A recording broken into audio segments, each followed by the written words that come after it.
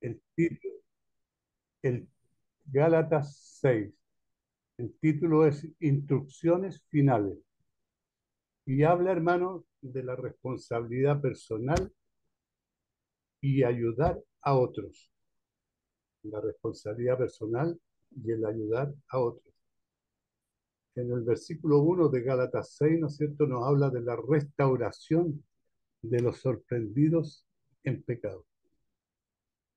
Hermano, si alguno fuere sorprendido en alguna falta, vosotros que sois espirituales, restauradle con espíritu de mansedumbre, considerándote a ti mismo, no sea que tú también seas tentado. No hay nadie que esté libre de tentación, ¿ya? Pero habla de restaurar, ¿ya? Lo que no hemos escuchado, ¿no es cierto?, en los otros estudios. Aquí Pablo habla de restauración. Dice, si alguno fuere sorprendido en alguna falta, Pablo reconoce que puede haber entre los cristianos de Galacia que hayan sido sorprendidos en alguna transgresión.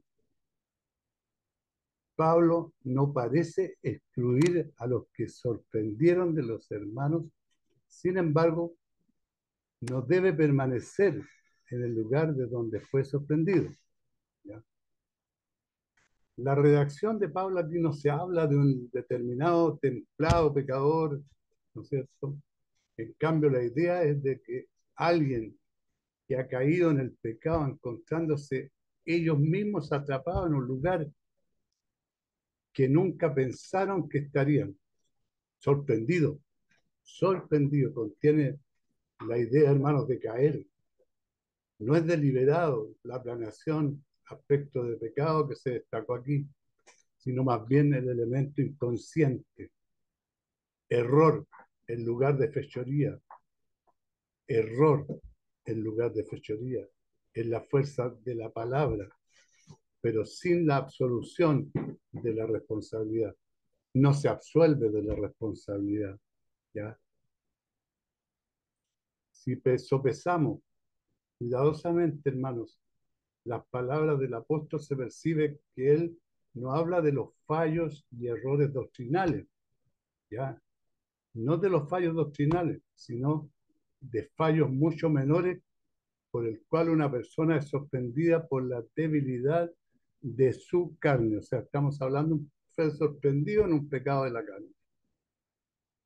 Esto nos explica por qué el apóstol elige el término más suave, culpa, para minimizar la ofensa aún más, como si quisiera excusarse por completo y tomar él toda la culpa lejos de la persona que ha cometido la falta. Él habla de él como de haber sido sorprendido, seducido por el diablo y por la carne. Esta frase, hermano, reconfortante a la vez, me salvó la vida, dice Pablo. Restaurar a tal. Restaurar a tal, cuando habla de restaurar a tal, restaurar al pecador. Los sorprendidos necesitan ser restaurados, no recriminados, no condenados, sino que restaurados. Hay que tratar, ¿no es cierto?, de restaurarlos. Si nosotros somos sorprendidos del pecado, nos gustaría que nos restaure, que fuéramos restaurados y que Dios también nos restaurara, ¿no es cierto? Sin su ayuda no podemos ser restaurados. Ellos no deben ser ignorados, hermanos. Ellos no deben ser excusados. No podemos excusarlos tampoco. Ellos no están para ser destruidos. No, hermano, tampoco para ser destruidos. El objetivo es siempre la restauración. A eso tenemos que llegar con el hermano sorprendido, a la restauración, ¿ya? Al reconocimiento de su pecado y a su restauración.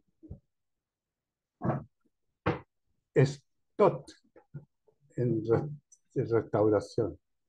El verbo es instructivo, catarizo, significa poner en orden y así restaurar a su estado anterior, o sea, restaurar al estado original. Este verbo, hermano, fue utilizado en el griego secular, ¿ya? En el griego no religioso, como un término médico para restablecer un hueso fracturado o dislocado.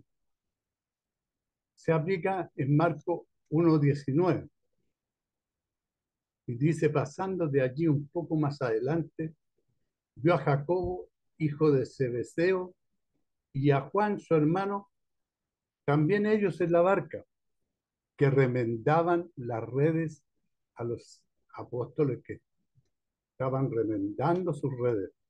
O sea, estaban restaurando, estaban en un trabajo de restauración, y es el trabajo que nosotros debiéramos estar permanentemente, hermano.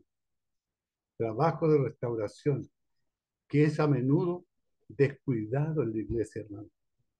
El trabajo de restauración en las iglesias muchas veces es descuidado, no es tomado en cuenta, pero nosotros tenemos que tener una tendencia a cualquiera de pretender que el pecado nunca sucedió, o que tiendan a reaccionar con demasiada severidad hacia él, hacia el que ha pecado.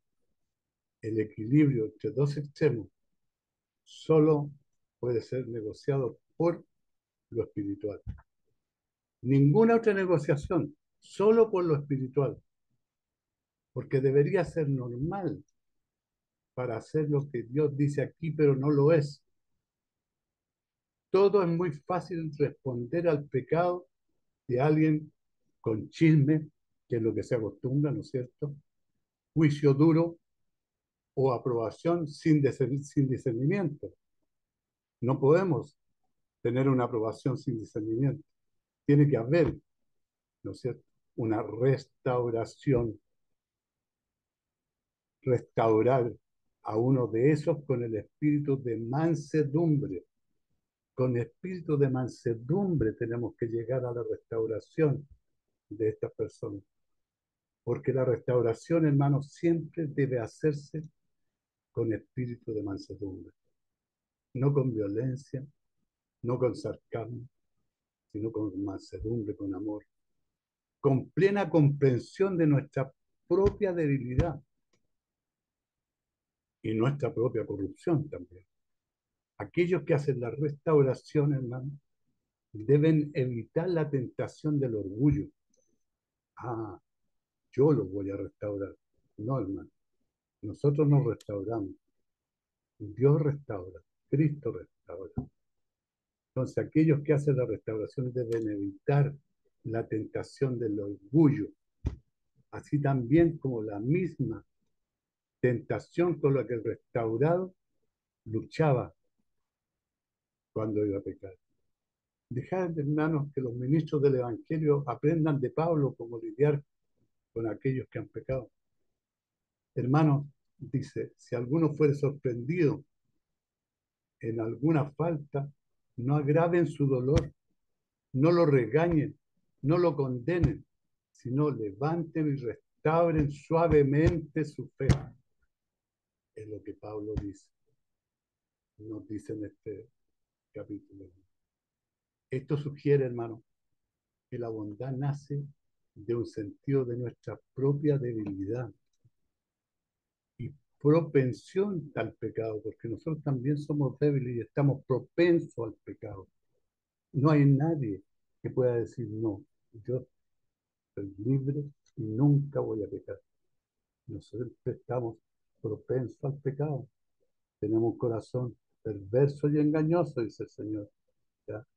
El primer Adán, ¿no es cierto?, llegó con el pecado, y el segundo Adán murió por liberarnos del pecado. La influencia de los legalistas aquí, la discusión que tiene Pablo con estos legalistas son los que defienden la ley de Moisés en los tiempos después de Cristo, ¿cierto? Entre los Gálatas hizo esta advertencia necesaria. Nada, hermano, revela la maldad del legalismo, mejor que la forma en que los legalistas tratan a los que han pecado. Teniendo cargas de otros y llevando nuestras propias cargas, dice Gálatas 6:2-5. Llegar la carga de otros y cumplir así la ley de Cristo. Porque si alguno se cree ser algo, no siendo nada, se engaña a sí mismo. Pero que cada uno examine su propia obra y entonces tendrá motivo de gloriarse en sí mismo y no en otro. Para cada uno llevará su propia carga. Cada uno llevará su propia carga. Llevar la carga, las cargas unos de los otros. Cuando Pablo nos lleva a la idea de alguien sorprendido en alguna falta, se pinta la imagen de una persona hundida bajo una carga pesada, ¿ya?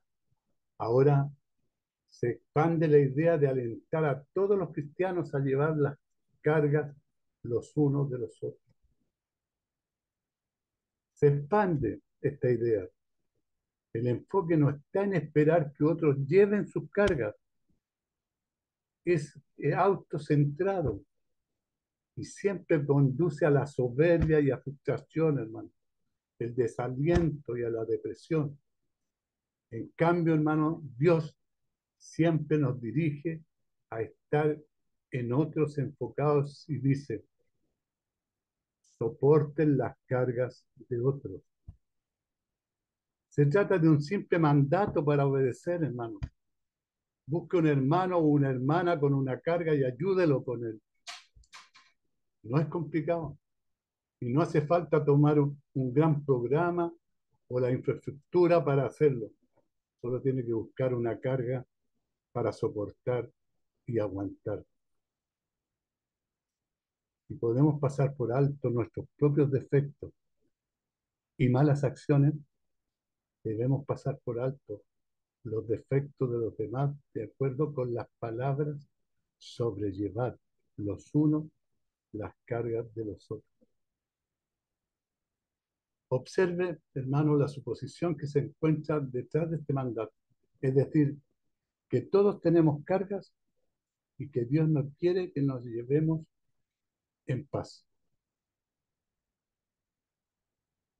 Ese es, si todos nos llevamos las cargas unos de los otros, ¿no es cierto? Supongamos que Dios no quiere, o sea, Dios no quiere decir que no nos llevamos en paz, no, que no vivamos en paz. Y cumplir así la ley de Cristo, no la ley de Moisés, que es la discusión que tiene Pablo, ¿no es cierto?, en Gálatas con los legalistas, que son los 11 discípulos que quedaron de Cristo. ¿Cómo llevamos las cargas los unos de los otros? Estamos cumpliendo con la simple ley de Cristo. Un mandamiento nuevo os doy, que os améis unos a otros como yo os he amado, que también os améis unos a otros. En esto conocerán todos que sois mis discípulos, si os tenéis amor los unos a los otros. Esto está en Juan 13, del 34 al 35, hermano. Un mandamiento nuevo os doy, que os améis unos a otros, como yo os he amado, que también os améis unos a otros. En esto conocerán todos que sois mis discípulos, si tuvierais amor los unos con los otros. Aquí Cristo nos deja una gran enseñanza, hermano. Él quiere que nos amemos, que amemos a Dios por sobre todas las cosas, pero que nosotros nos amemos los unos a los otros como nos amamos nosotros mismos, con el mismo amor que nos amamos nosotros, que amemos a nuestros hermanos. Y para corregir a estos que fueron sorprendidos en pecado, tenemos que actuar de la misma manera, con el mismo amor, tratar de restaurar, no de condenar. A través de toda esta carta, hermano, Pablo ha luchado contra los legalistas, contra los que defienden la ley de Moisés, contra los que quieren judaizar, ¿no es cierto?, a los cristianos de Galacia. Aquí dispara otro golpe. Pablo esencialmente dice, ¿quieres cumplir la ley? Grandioso. Aquí está su ley a cumplir. tenga carga de los otros y así cumpliréis la ley de Cristo, no la ley de Moisés. Así que Pablo puede decir a ellos en efecto que en lugar de poner la ley como una carga para los demás y no deben levantar sus cargas y cumplir así la ley de Cristo, eso es lo que tenemos que cumplir nosotros, la ley de Cristo. Cristo murió por nosotros. La ley de Moisés fue, fue para el pueblo de Israel. Pero después de la llegada de Cristo, después de la muerte de Cristo, nosotros estamos bajo la gracia. Cristo rompió con la ley. Si alguien cree ser algo, no siendo nada, hermano, se engaña a sí mismo. ¿Qué nos impedirá tener cargas de otros y el cumplir la ley de Cristo? El orgullo, que es cuando alguien cree ser algo no siendo nada. A menudo, hermano, es el orgullo que nos impide ministrar unos a otros como deberíamos. El orgullo nos impide ministrar a nuestros hermanos como deberíamos. Más que nada, hermano, el orgullo es un autofocus. El orgullo no dice necesariamente yo soy mejor que tú. El orgullo simplemente dice yo soy más importante que tú. Así que me merezco más de mi propia atención y el amor que tú. En cambio, la humildad bíblica, hermano, nos dice, no soy más que tú, pero tú eres algo. Permítanme encargarme de sus cargas y necesidades. Es lo que hace Cristo con nosotros, hermano. Él nos pide que permitamos que se encargue de nuestras cargas y nuestras necesidades, como Dios se encargó con las cargas y necesidades del pueblo de Israel para trasladarlo a la tierra prometida. Cuando alguien cree ser algo, no siendo nada, sino que también, hermano, reprime el ministerio de otra manera. La gente, por orgullo, se niega a recibir ayuda cuando alguien se acerca a ayudar a soportar la carga. Hay mucha gente que por orgullo, no, yo estoy bien, no necesito nada, no necesito nada de usted, ¿ah? Yo conozco, yo sé todo, yo conozco la Biblia de tapa a tapa, la he leído, con todas las disculpas por el orgullo. Se niega a recibir ayuda cuando alguien se acerca a ayudar a soportar la carga. Tenemos que ser humildes, humildes en entregar la ayuda y humildes en recibir la ayuda y aceptar cuando hemos caído. Es importante en este punto entender que Pablo escribe a cada cristiano cuando dice, él no es nada, en sentido que Pablo usa aquí, la idea no es que algunos cristianos son algo y los demás no son nada. Y el problema es que los vagos creen que son uno de los tantos. En cambio, Pablo, hermano, escribe con la misma idea detrás de Filipenses, en humildad, estimando cada uno de los demás como superiores a sí mismo, que cada uno debe velar no solo por sus propios intereses, hermano amado, sino también por los intereses de los demás. Si estima que por encima de mí y me estima por encima de ti, algo maravilloso sucede. Tenemos una comunidad, hermano, donde todo el mundo se levantó para y nadie se mira hacia abajo.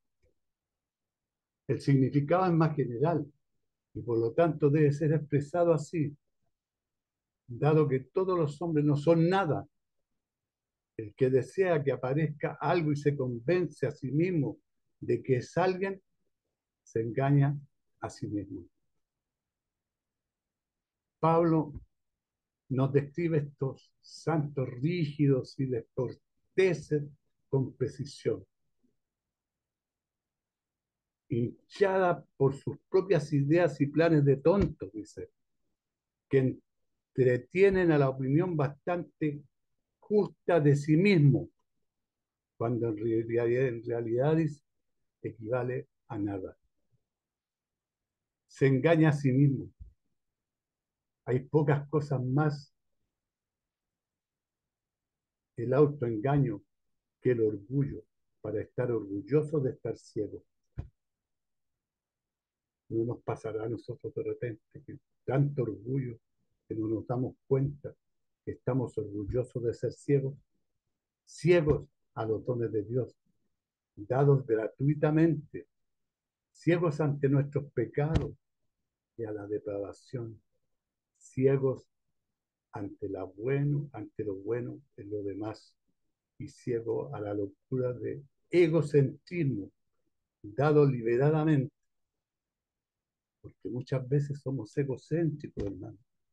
Creemos que somos todo, que lo sabemos todo, que tenemos todo, y no nos miramos en un espejo que nos muestre la realidad, nuestra realidad.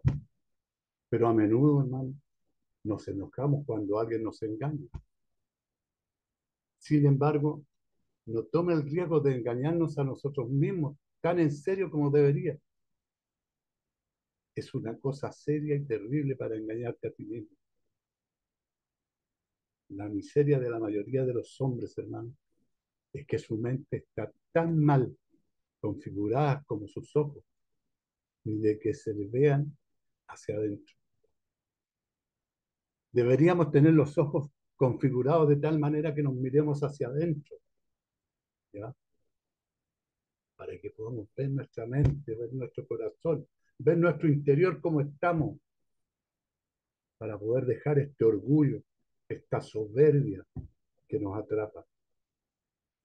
Esto, hermanos, ayuda a explicar el mayor engaño de los más grandes engañadores. Ustedes entenderán quién es el más grande de los engañadores. Satanás mismo. Si había alguien que cree que es algo, no siendo nada, era Satanás, antes y después de su caída, hermano.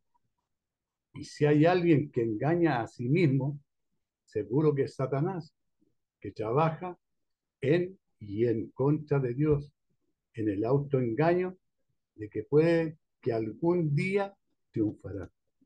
Es el mismo que se engaña y que cree que algún día va a ser superior a Dios, que Él va a triunfar sobre Dios. Ese es el sueño del enemigo. Pero amemos mucho que tenemos estos sueños. Yo no me excluyo porque de repente también puede que caiga en lo mismo. Nadie está exento, pero cada uno, hermano, examine su propia obra. En lugar de engañarnos a nosotros mismos, debemos tener un cuidado y un examen sobrio de nuestras obras ante Dios. Diariamente debemos hacer este examen. Pensar, ¿qué piensa Dios de mí? No qué piensa el hermano, qué piensa la iglesia, qué piensa el pastor, no. ¿Qué piensa Dios de mí? ¿Qué imagen tiene Dios de mí? Y si no lo hacemos, y si seguimos con nuestro autoengaño, hermano, entonces podemos pensar que nuestras obras son aprobadas delante de Dios, cuando en realidad no lo son. Queremos tener nuestro trabajo aprobado delante de Dios, para que nuestro gozo en el día de la recompensa pueda ser para nuestro propio trabajo, cara a cara, y no en el trabajo de otros. Hay otro aspecto de gloriarse en sí mismo. Significa tener alegría en tu caminar con el Señor. En lugar de sentirte espiritual porque algunos a su alrededor tal vez son sorprendidos en alguna falta. No nos sorprendamos si alguien es sorprendido en una falta, hermano. Pues nosotros no estamos libres. Debemos, ¿no es cierto? Como dice la palabra, llegar a la restauración con amor, ¿ya? Sin soberbia. Y a continuación tendrá motivos de gloriarse a sí mismo y no en otro. Esto, hermano, tiene una especial relevancia a los que predican y enseñan la palabra de Dios. Nos muestra que no podemos evaluarnos a nosotros mismos, simplemente en lo que los demás piensan o dicen de nosotros, si es bueno o malo. Vamos a ser un ministro fiel en su oficina. Es el mandamiento apostólico, que no busca su propia gloria o buscar alabanza, que el deseo de hacer un buen trabajo y para predicar el Evangelio en toda su pureza. Si un mundo ingrato aprecia su esfuerzo, es darle ninguna preocupación. ¿Por qué? Después de todo, él está en el ministerio no para su propia gloria, hermano, sino para la gloria de Cristo.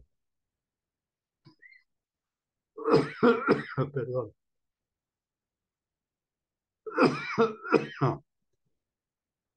Si tuviéramos que sentir que el éxito de nuestro ministerio dependía de nuestra popularidad entre los hombres, hermano, que iban a morir porque no son populares. Por el contrario, somos odiados por todo el mundo con amargura rara. Nadie nos alaba, todo el mundo nos critica a nosotros, pero nos gloriamos en el Señor y atendemos nuestro trabajo con alegría. Predicar el Evangelio para la alabanza es un mal negocio, especialmente cuando las personas dejan de alabarte. Pero la alabanza, hermano, para predicar el Evangelio, la alabanza para nosotros es un mal negocio. Porque cuando nos dejan de alabarnos, ¿no es cierto?, encontramos tu alabanza en el testimonio de una buena conciencia. Para cualquier alabanza, codiciada es una tontería, porque la gloria de los hombres será ninguna ayuda para usted en la hora de la muerte. La hora de la muerte, la gloria de los hombres no va a ayudar en nada, hermano, en nada. Así las cosas. La gloria de los hombres se detiene cuando morimos. Ahí termina nuestra gloria. Antes de que el juez eterno nos alabe, lo que cuenta sino su propia conciencia. Para cada uno deberá llevar su propia carga. La Biblia, hermano, habla de un día en el que se examinarán las obras ante el Señor. Este es el tribunal de Cristo descrito en Romanos 14:10 y 2 de Corintios 5:10. En ese día cada uno llevará su propia carga. No habrá quien nos lleve la carga, hermano. Estaremos solos. No hay contradicción entre llevar las cargas de los otros. Y cada uno llevará su propia carga. Pablo habla de nuestra responsabilidad última ante Dios. Habla de la necesidad de cuidar de otros en el cuerpo de Cristo. También hay una referencia en la redacción que Pablo usa. La palabra para la carga es un término común para la mochila de un hombre. La palabra para la carga es una palabra diferente que significa cargas pesadas. Aquellos que son algo más que un hombre deben llevar. Al final, hermano, nosotros todos somos responsables de nuestro propio trabajo, pero podemos ayudar a llevar las cargas de otros. Si podemos ayudar. ¿Significa esto que no tenemos ninguna responsabilidad hacia los demás? Por supuesto que sí. Pues aunque sean superiores, deberán responder ante Dios por los pecados de sus inferiores. ¿Se da cuenta? Sí tenemos responsabilidad. Sin embargo, no será adecuadamente por los pecados de sus inferiores, pero por sus propios pecados, en el que descuido de advertirles y reprenderles, y para hacerles lo que en ellos yacían y que les han obstaculizado en sus acciones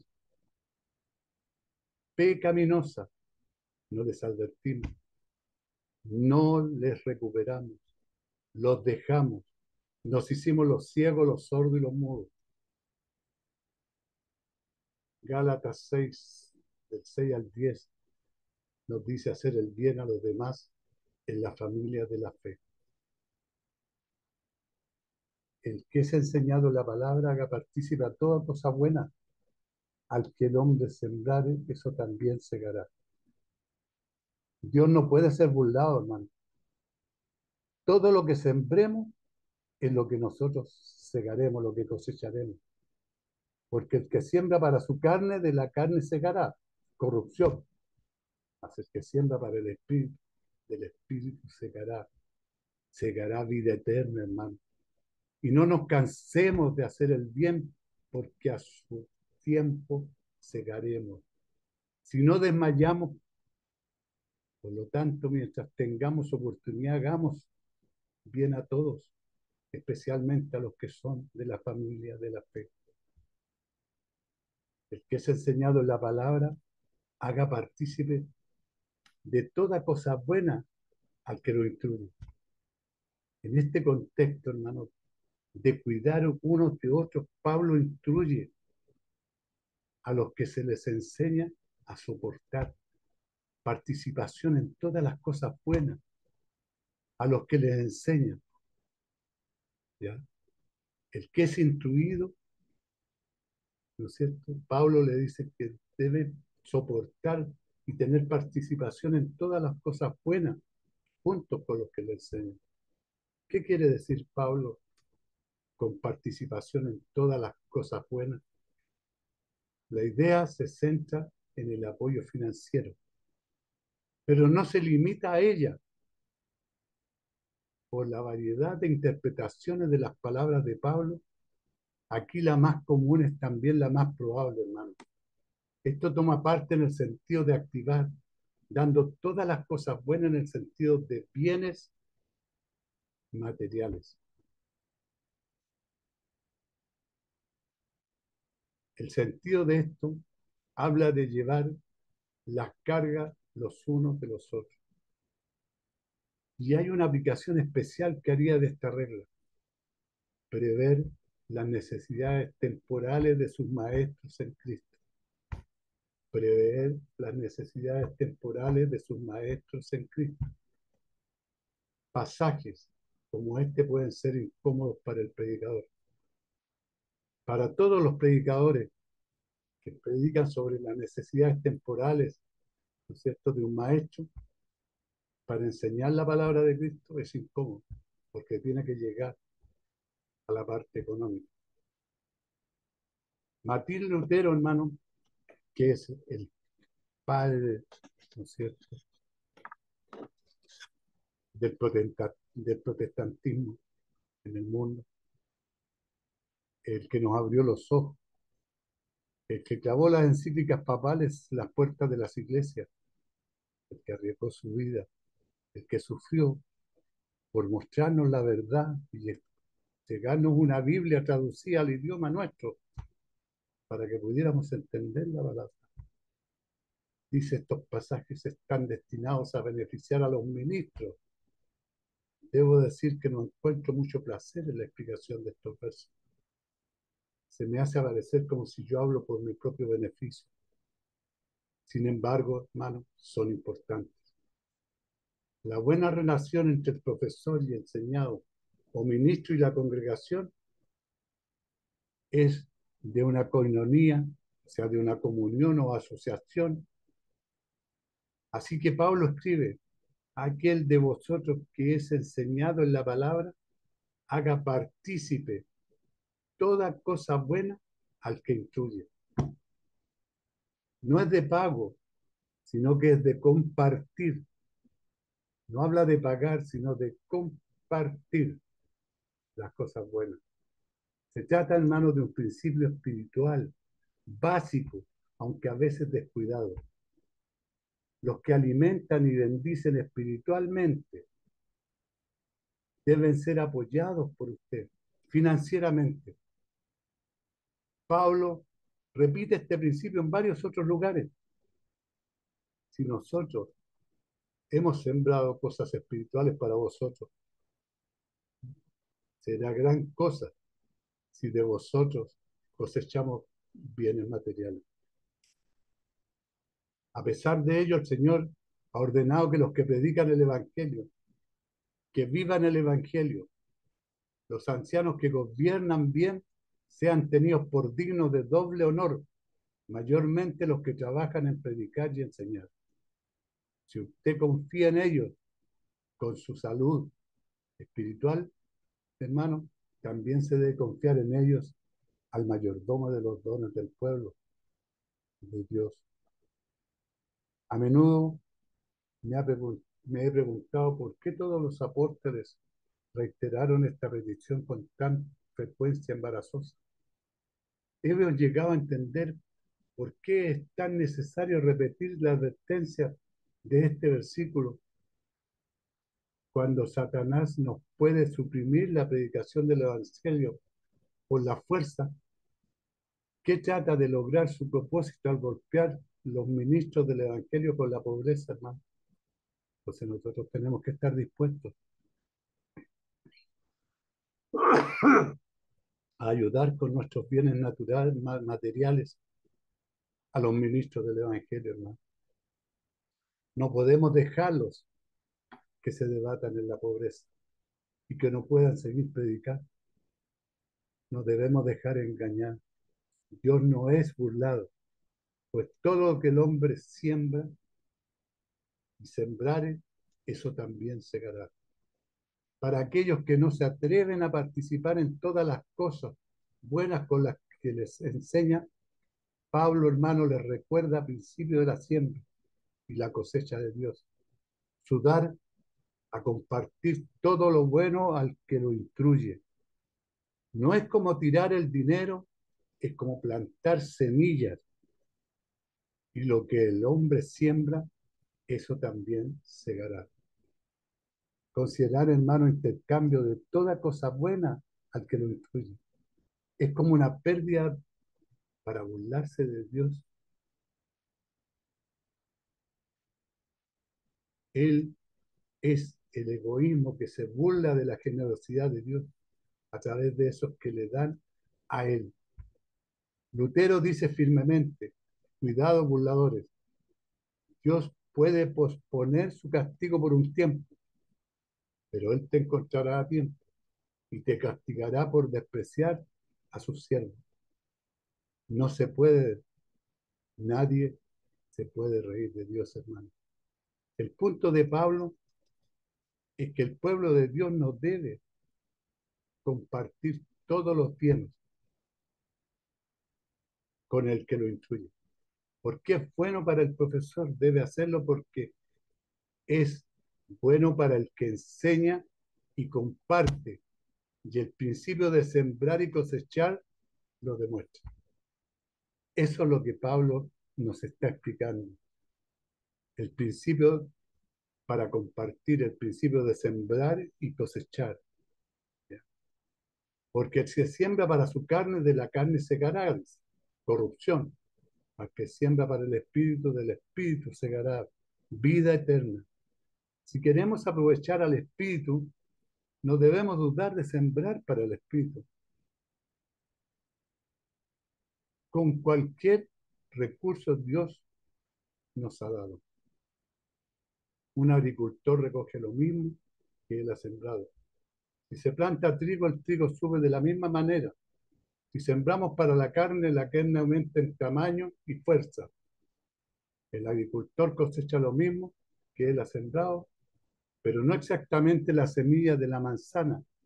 No solo crecerán más semillas de la manzana, pero más manzanas con semillas, aún sí cuando sembramos para el Espíritu. Incluso, hermano, con las cosas materiales. Lo que cosechamos no es necesariamente las cosas materiales, sino algo mejor de Él. Espíritu cosecharemos vida eterna. Así nos damos como una cruda inversión o plan para hacer dinero, pero estamos completamente seguros, hermanos, de que no perderemos por dar. El agricultor también recoge más si él ha sembrado más, y la relación entre lo que siembra y cosecha es lo que es exponencial, ¿no es cierto? Un agricultor puede plantar una semilla de manzana y recibir cientos de manzanas en el tiempo. El principio de que el hombre siembra, eso también segará, tiene aplicación más allá, hermano, de dar y apoyar a los maestros y ministros. Cuenta con una aplicación general a la vida. Lo que obtenemos es a menudo lo que ponemos. Sin embargo, hermano, Pablo no está promoviendo una ley de karma, ¿ya? De karma espiritual, que asegura que obtendremos bien cuando hacemos el bien, o que siempre ponen mal cuando lo hacemos mal. Si hubiera una ley espiritual tan absoluta, seguramente sería de maldición para todos. En cambio, hermanos, Pablo simplemente se refiere al principio de la siembra y la cosecha, de la manera en que se maneja nuestros recursos ante el Señor. Podemos engañarnos a nosotros mismos, hermanos, si esperamos mucho cuando sembramos poco, pero no podemos engañar a Dios y los resultados de nuestra pobre siembra serán evidentes. Y no nos cansemos de hacer el bien, porque a su tiempo segaremos.